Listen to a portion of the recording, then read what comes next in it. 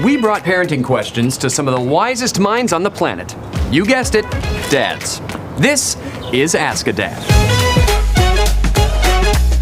What should I do if my kids won't come when I call them? Turn off the Wi-Fi and watch them all magically appear. Will my children ever let me use the bathroom in peace? Yes, when they move out of your house. When we're playing sports, should I let my kids win? Absolutely not. It's not your fault God bless you with incredible athletic talent. Why is there peanut butter on the back of my couch? Why are there Legos in the fridge? No one knows. What if my kids don't think I'm cool? It doesn't matter, because deep down all dads know that they are so cool. How come nobody laughs at my amazing dad jokes? Because you're doing it right. Why can't my kids remember to do their chores? Because that part of a child's brain is reserved for remembering all the things you hoped they'd forget. Why won't my children listen to me? What? How do I get my kid to eat dinner? You look them right in the eyes and you tell them you are going to your friend's house for dinner. Problem solved.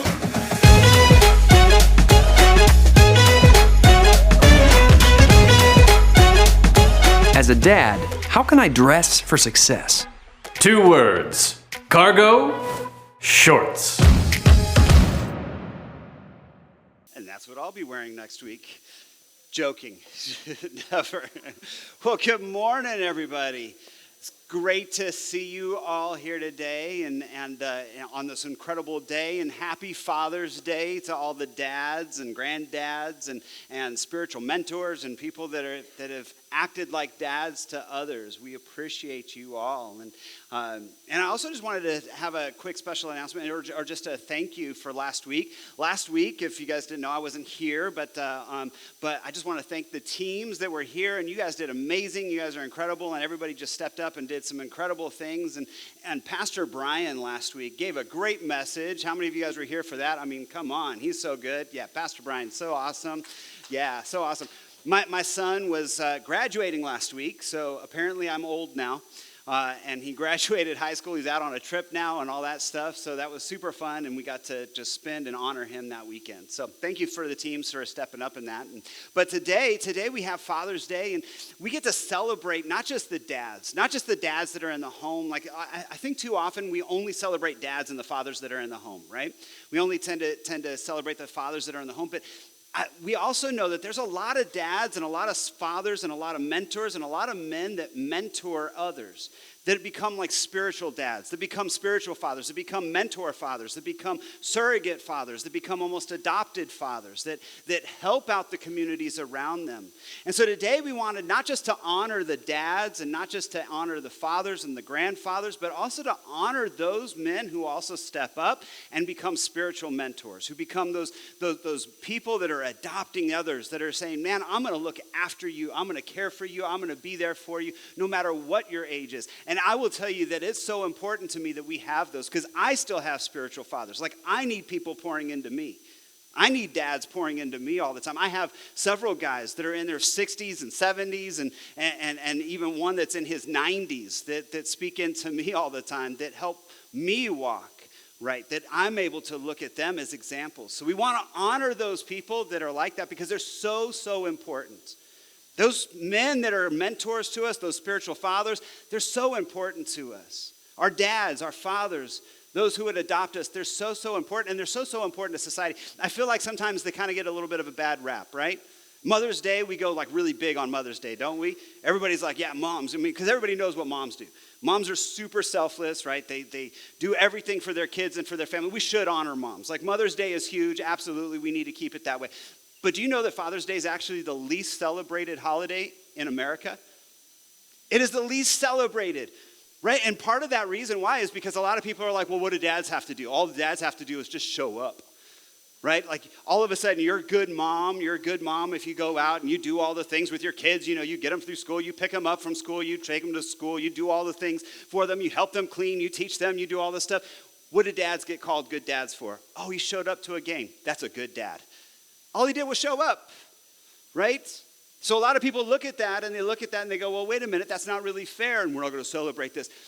But Father's Day is actually super, super important because dads do so much more, and spiritual fathers do so much more, and mentors do so much more. In fact, the statistics actually show us how important it is to have a spiritual father, a mentor, or a father figure, or somebody within your life. In fact, the statistics would actually show us all about it. If you look at some of the modern psychology statistics, I was looking this up this week and checking this out. Now, if somebody has a spiritual father, a stepfather, a granddad, or somebody, or mentor, even neighbors, people that are in their lives, a father figure, they're within a family life, and it says this, that only 1 in 4 families in America have a spiritual father or a dad or grandpa or somebody who's looking in on the family. So only 1 in 4 families have that right now in America. But right now, if you have somebody who's helping your kids, like who's with you and your families and guiding you, or a spiritual father, it could be a neighbor, it could be somebody who lives there, it could be somebody around you, a granddad, anybody like that. We see this in statistics that your kids are twice as likely to attend college, are more successful in careers, have measurably less anxiety and depression as an adult, more social skills, increased cognitive function, and physical ability.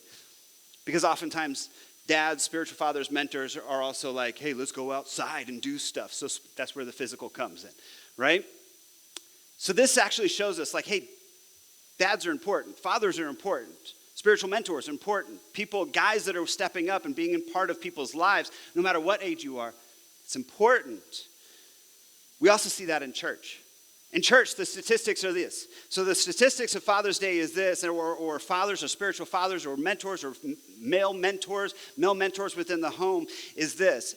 If a male mentor doesn't go to church, even if his wife, spouse, girlfriend, or the lady of the house goes to church, but the mentor, the male figure, the father figure that's within that home or around the home or looking in on the family, if that person doesn't go to church, only 1 child in 50 will attend church as an adult.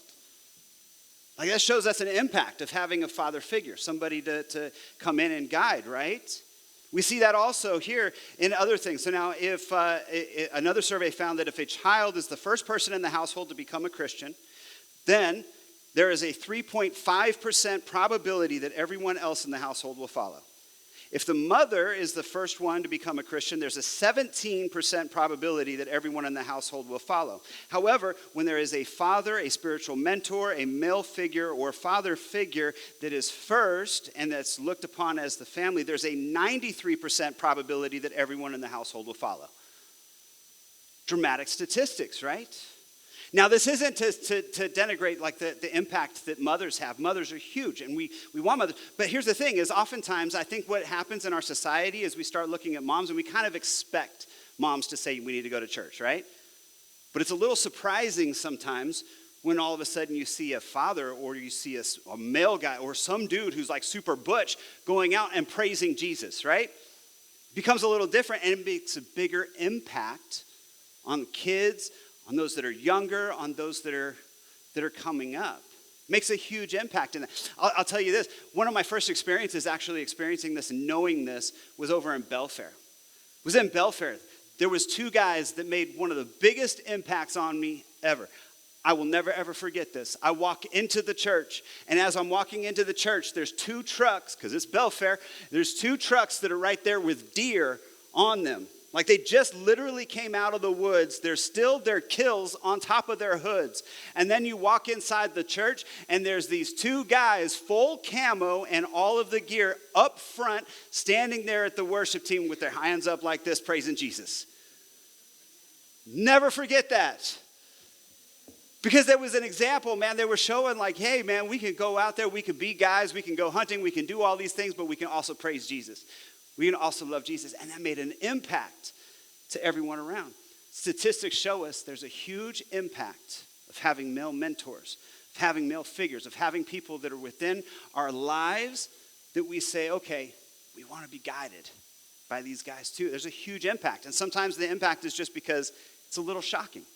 It's a little surprising sometimes when we see guys being vulnerable. We see guys praising Jesus, but it's powerful. Powerful, it's impactful.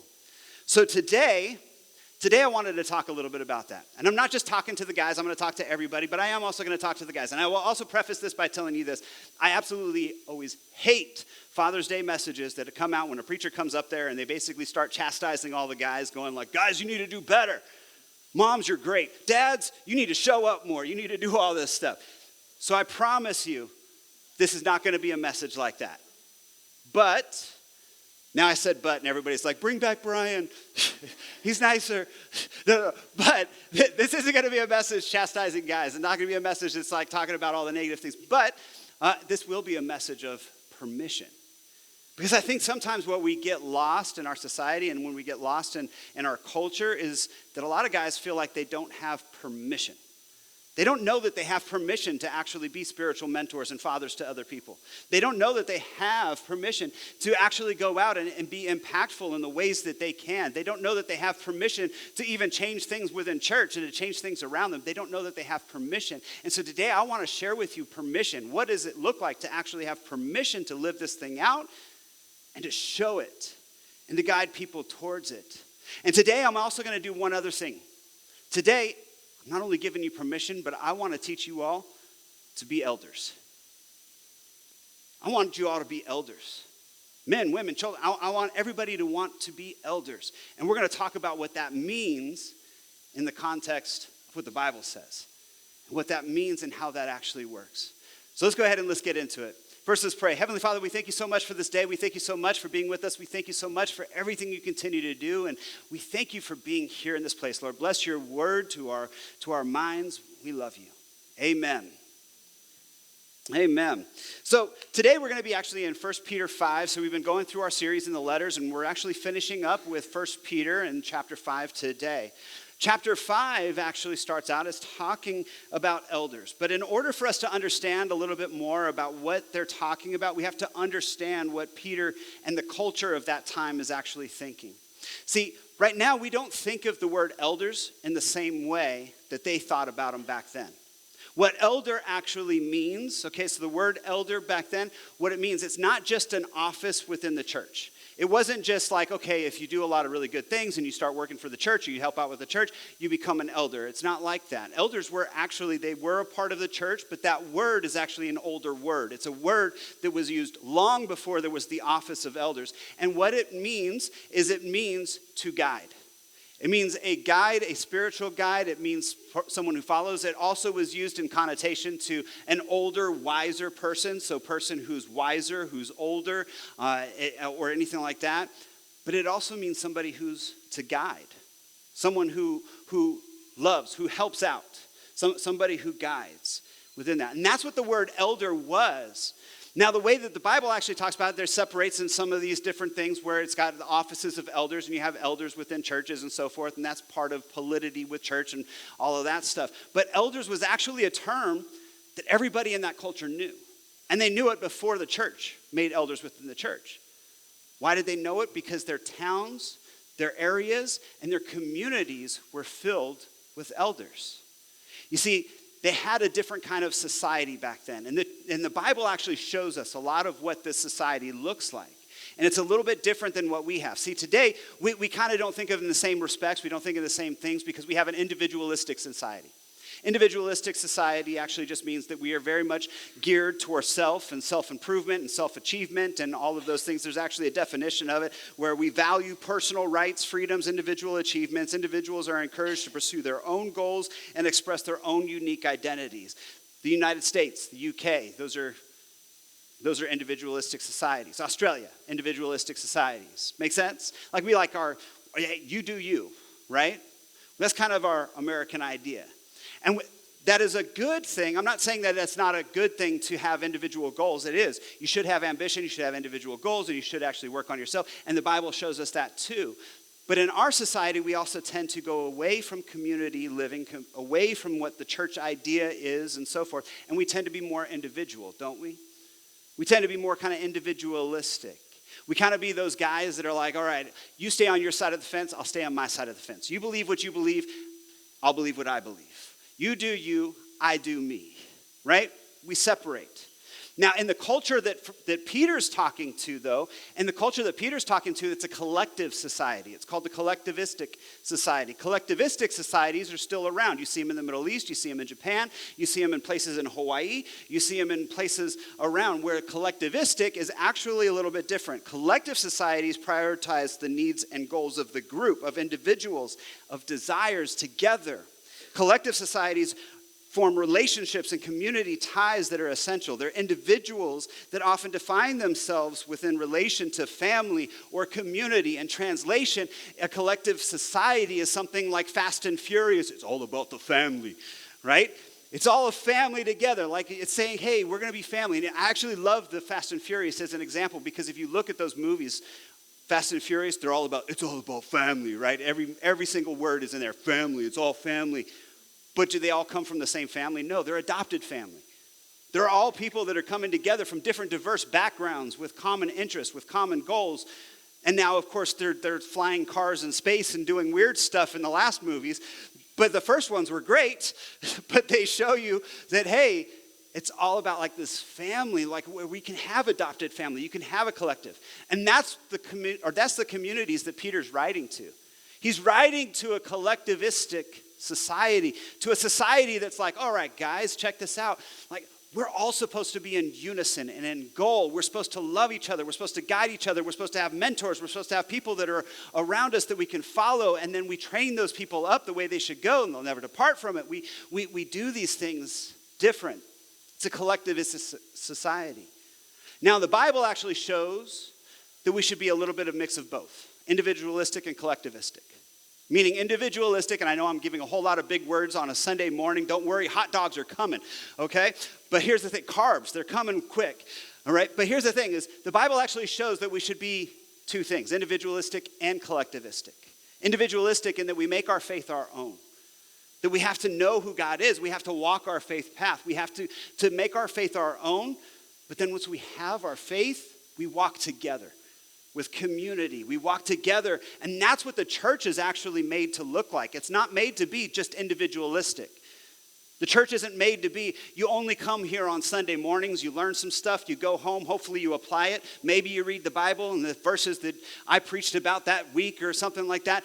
It's not meant to just be on Sunday mornings. It's meant to be lived out throughout the whole week as a collective, as a church community.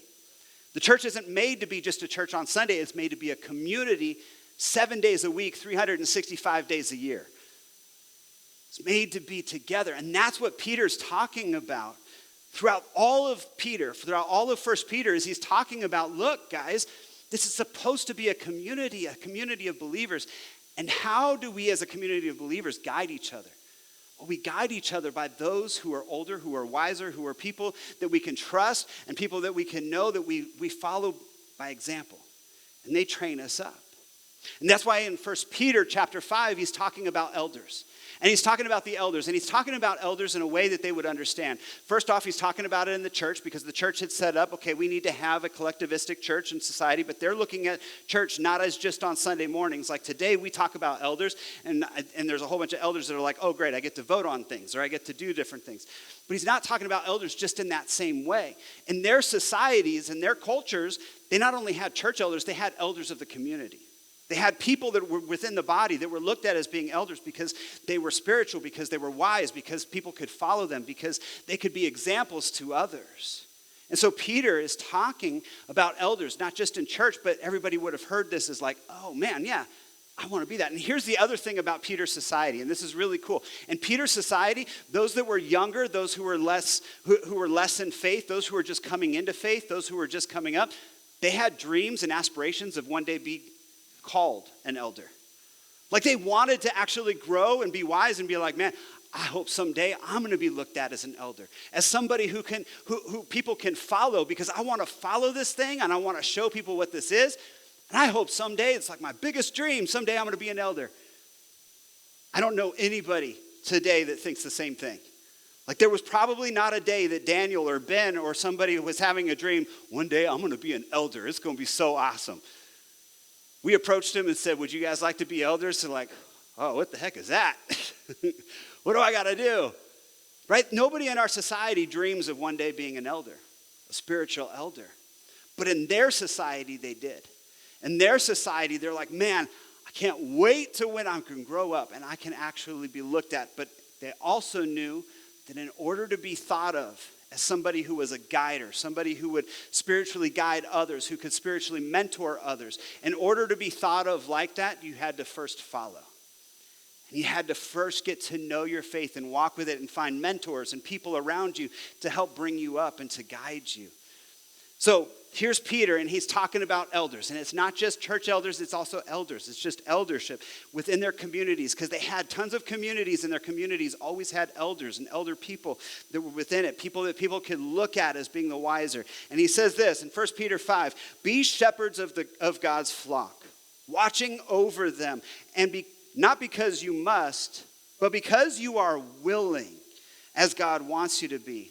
Not pursuing dishonest gain, but eager to serve. Don't be pursuing the bad things and showing the wrong things and dishonest gain and design and things like that. Man, recognize that as you get older and as you grow in your faith and as you continue to do that, there's people that are looking at you and going, man, I want to follow that. But don't be of dishonest gain. Be of moral fiber. Be a good example. It says that you can become examples. Be eager to serve, not lording it over those who are entrusted to you, but being examples to the flock. And when the chief shepherd appears, chief shepherd is Jesus, you will receive the crown of glory that will never fade away. It shows us this collectivistic idea.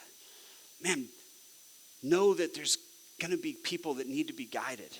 The spiritual elders, the people that are around us, the mentors. And then that society was also very much in that spot where they're like, man, we someday want to be elders. We want to be looked at as those spiritual mentors. We want to be looked at as those people. So we're going to walk this path. And Peter gives instruction. He gives instruction to it. He says this, in the same way when you're younger, submit yourselves to the elders. Okay, now let's talk about those words for just a second, okay?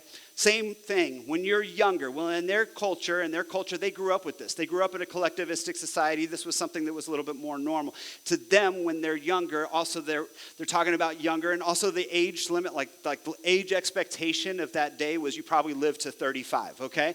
So we would say at 35, you're still younger, right? But they're like, man, when you're younger, you need to follow this, submit yourself to the elders and so forth. But I would say that word today, we don't need to actually make it just younger. It could be anybody that's coming in and who's new to faith. You could be in your 40s, you could be in your 50s, you could be in your 60s, and saying, okay, man, I'm just knowing this thing now. I'm just getting to know this faith. I'm just getting to know this stuff.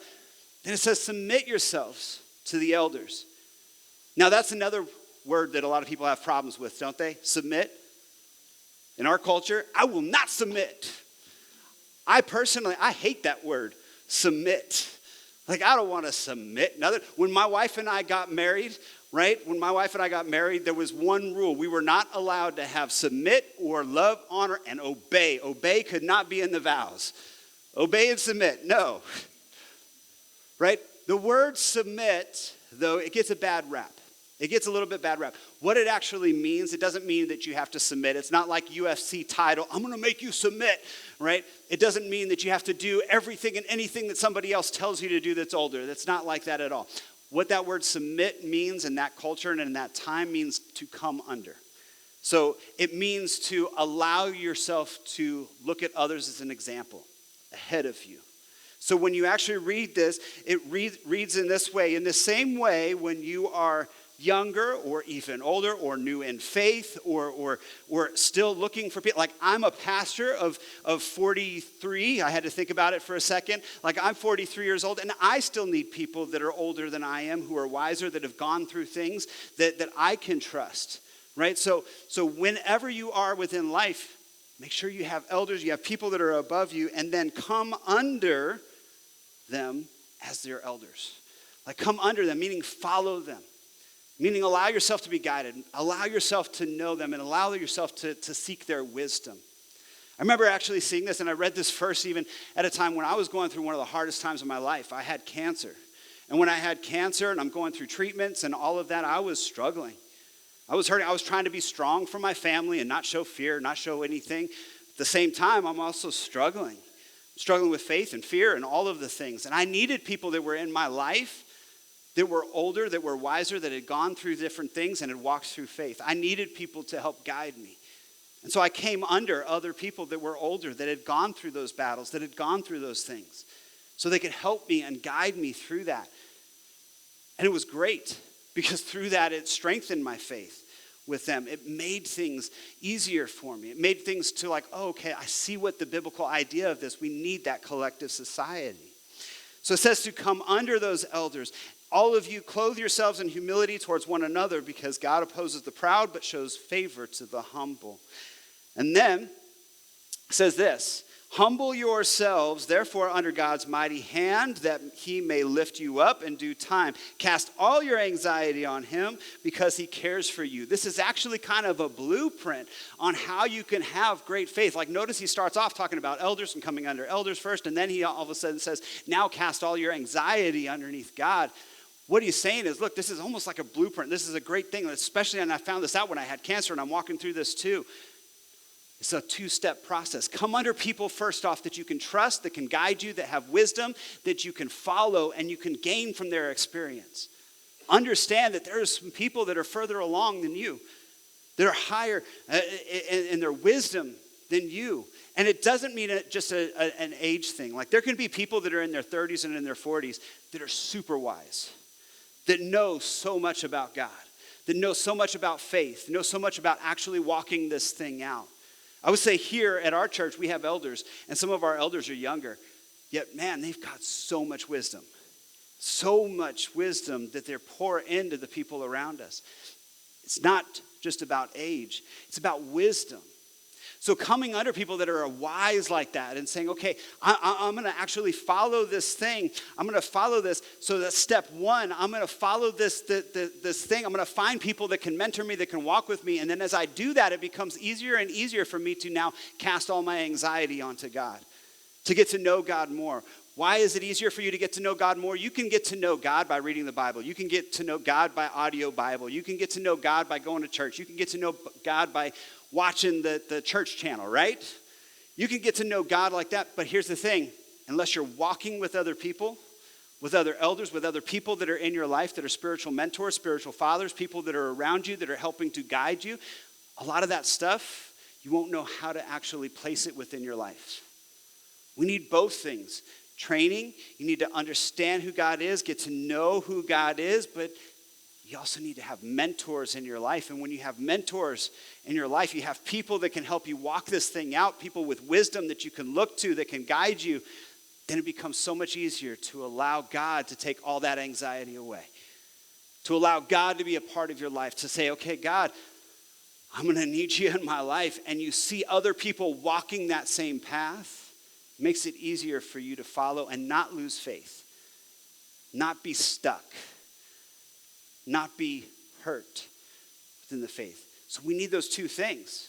You need people in your lives that are walking this out, that can be your example, and then also to cast your anxieties on God, to know him and who he is. And then Peter tells us this. He says this to everybody. Now be alert and sober of mind. Your enemy, the devil, prowls around you like a roaring lion, looking for somebody to devour. Resist him. Stand firm in the faith, because you know that the family of believers throughout the world are going through the same kind of sufferings.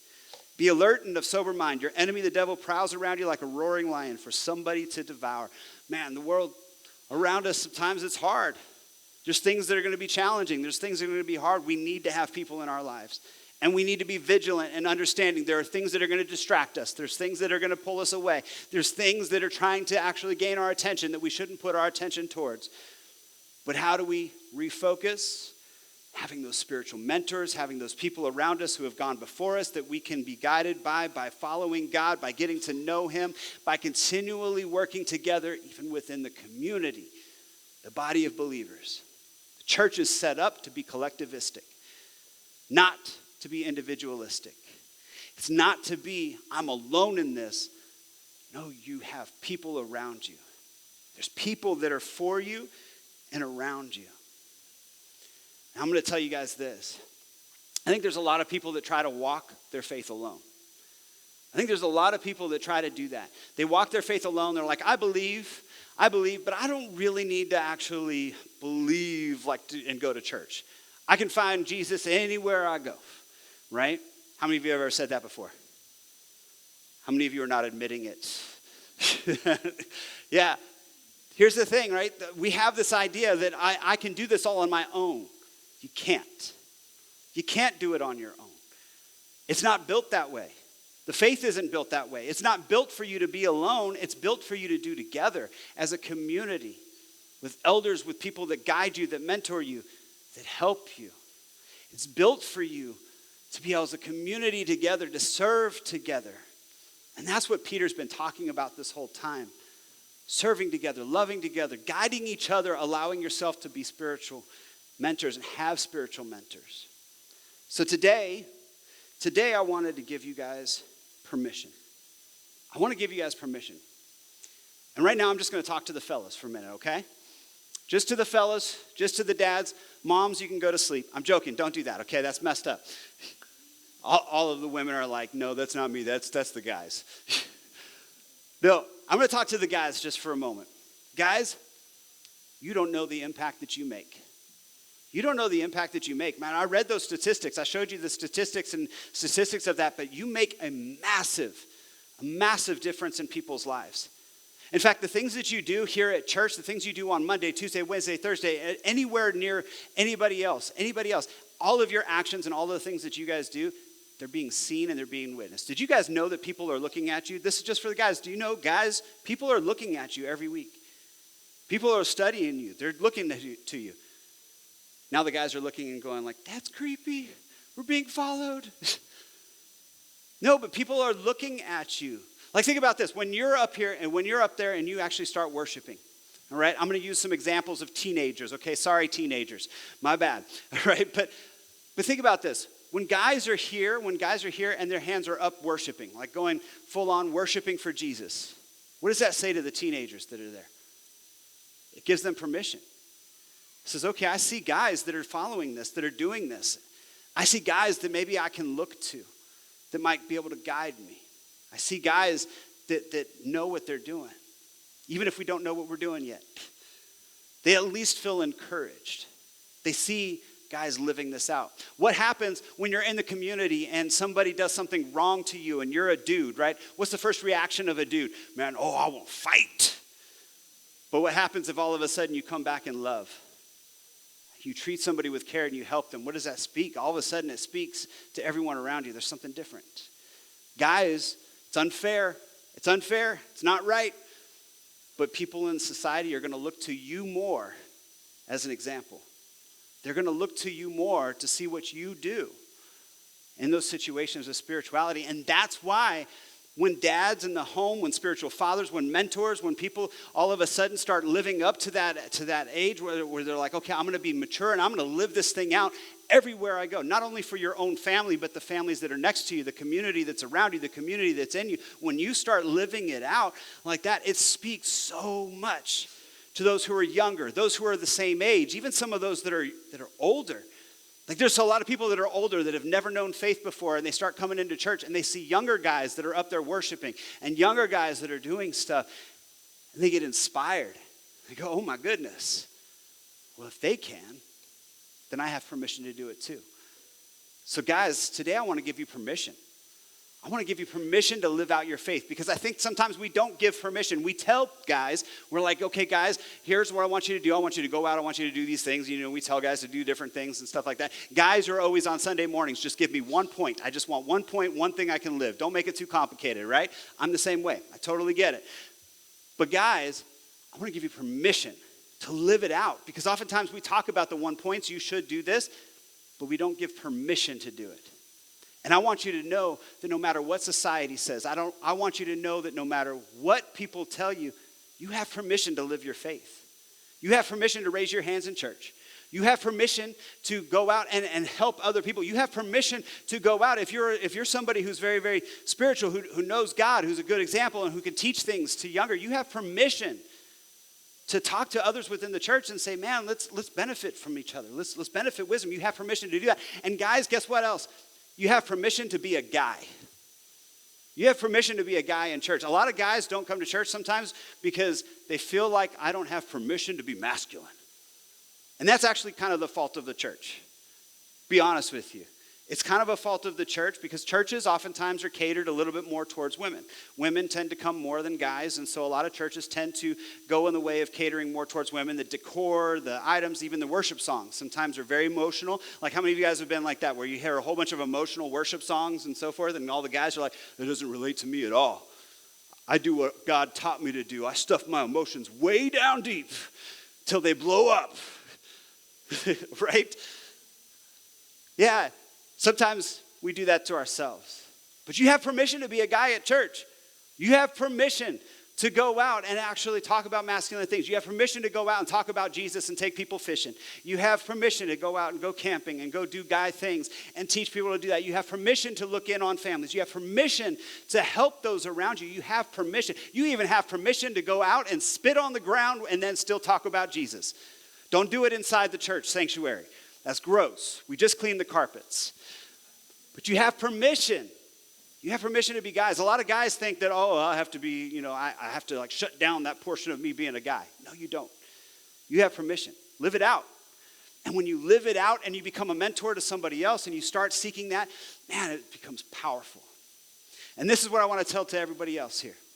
To everybody else here, you have permission to follow those guys and those ladies who are wiser, who have been through it, who have done it, and who are guiding you. Those who are wiser, you have permission, follow them. Find some spiritual mentors. Find some people that are in your life. Find some people that can guide you through the hard things, because here's what I'm going to guarantee you. You're going to go through hard things. If you're younger, you're older, no matter what, you're going to go through hard things. There's difficult things. We can't do it alone. Don't try. Find people around you who could be your spiritual mentors, who could be the elders around us that can say, okay, I'm going to walk with these people. There's a difference between elder of church and just elder in general. Elder in church, it's an office, we elect people to it and so forth, but elder in general, biblical, of collectivist society says, man, I see these guys that are living this thing out and I want to know more. Now here's the thing. Will those elders sometimes disappoint you? Will they make mistakes? Absolutely. There's going to be times where people are going to disappoint you, even those that are older. And this is for those that are younger. And I'm telling those who are younger, man, look at the older and realize, yes, sometimes they're going to disappoint you. But you take the good from them, and then you also look at the bad and the things that are disappointing and say, okay, I'm not going to do that. Learn from it. But for all of us, we should always have spiritual mentors. We should have elders. We should have people in our lives that we can look at, that we can follow, that we can allow to be our guide, because we cannot do this thing alone. You can't walk in faith alone. It doesn't work. So today, as we conclude, as the band comes up, and as we get ready for Seattle Dogs, and a whole bunch of root beer and all the fun stuff. By the way, I was telling some of the teams earlier that we looked at the lemonade, and the lemonade apparently has 50 grams of sugar in each little bottle. So we told them to give them to your kids right before you leave, okay? But I would tell you guys this. Today, we need more people that want to stand up. I would love to see people that are saying, and I want to see this not only with guys, I want to see this with everybody that's saying, man, someday I want to be that spiritual mentor. Someday I want to be that person that is the elder. I want to be that person that is looked at as that. And if you want to do that, if that's somebody that's you and you're like, okay, yeah, someday I want to be that, then here's how you get there. First off, come under somebody else and allow yourself to be mentored. Find other people. That's discipleship. Think in our churches, we have too little focus on discipleship. We need to have disciples. Man, discipleship, people saying, okay, I want to be mentored. I want to go through this. I want to learn this experience, because that's so important. We can't do it alone. Let's do it together. So find people that are in your life to be mentored and allow them to speak into you. Take the good, leave the bad. But work up to that mindset of saying, I do want to be an elder, man. I do want to be that person that is out there. It doesn't have to be just church elder. I'm just talking about community elder, like the person, the collectivistic elder that's saying, man, I want to be that person that can guide other people towards Jesus, that can guide other people towards faith. Wouldn't it be so cool if everybody in every church all of a sudden said, man, I want to be that person in the future. I want to be that person in the future that can guide people more towards Jesus, that I can live that example, that I can show people who Jesus is by example and by guiding people, by being that person that can disciple. Man, if everybody thought that way, we'd have so many people wanting to come in, be discipled, who are getting raised up, become elders, and it would change the world. Because there would be so many people that are walking this thing out. It's huge.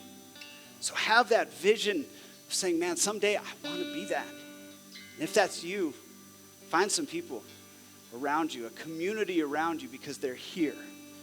They're here around you right now. Find those people around you and say, all right, I want to make you a spiritual man. I want that figure in my life, that mentor, that person, because I want to learn how to become that. And you can be that person if you're younger, you're a teenager. You could be that person who's older. You could be in your 30s and your 40s and still saying, I need a spiritual mentor. You can be in your 70s or your 80s. And I'll tell you what, I know people in their 90s and even a guy that's 100 that'll speak Jesus into you. There's never, ever too late to be a mentor to somebody else, and there's never too late to be mentored by somebody else. Allow yourself to be guided in that community, to become that community together. So today, as we leave and as we go to hot dogs and we sing the last worship song and everything, before we do that, I just wanted to honor those who are here. The dads, the fathers, the mentors, the people who are around us, who mentor us. If you have somebody in your life who has been a father figure, who's been a mentor, who's been your dad, who's been your granddad, who's been your uncle, I will tell you this, I've had so many people in my life like that. My dad growing up, my dad didn't grow up with a dad. My dad didn't know how to be a dad. My dad was smart though. My dad realized he didn't know all of the things that he didn't know, so he surrounded my life with other people in my life. My grandpa, my uncles, his friends, and people that could teach me skills and teach me things. My dad didn't grow up in church. He didn't know anything about God, but he said, man, I'm going to allow people in your life to teach you that because I don't know it.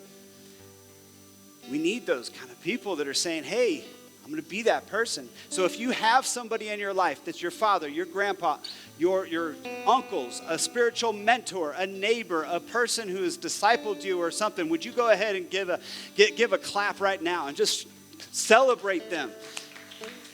Let's celebrate those mentors in our lives, those father figures, the ones that are around us. They're so important, so important. Let's all leave here today, and as we worship and as we go, think about what that means to have people in your life that mentor you, that guide you through. And think about what that means, too, to have a mindset of, I want to be that. I want to be that. I want to live that out. And let's all start living that out this week. Finding mentors and being mentors, spiritual fathers, people that are in our lives that show us who God is. Let's stand up and worship today.